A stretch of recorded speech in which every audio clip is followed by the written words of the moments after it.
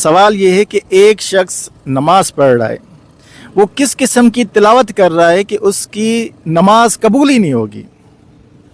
ایک تو وہ ہاں ایک تو وہ مخرج صحیح نہ کرے مخارج صحیح نہ ہو، اور ہاں صحیح ہے، لیکن اس شخص کے مخارج بھی صحیح ہیں، یعنی وہ صحیح پڑھ رہا ہے، قرآن شریف صحیح ہے اس کا، لیکن وہ تلاوت ایسے کر رہا ہے کہ اس کی نماز قبول نہیں ہوگی۔ بتائیں کیسے؟ اس کے مخارج بھی صحیح ہیں، سب کچھ ہے، لیکن وہ کون سی تلاوت ہے جس کے کرنے سے نماز قبول نہیں ہوگی؟ آپشن دوں؟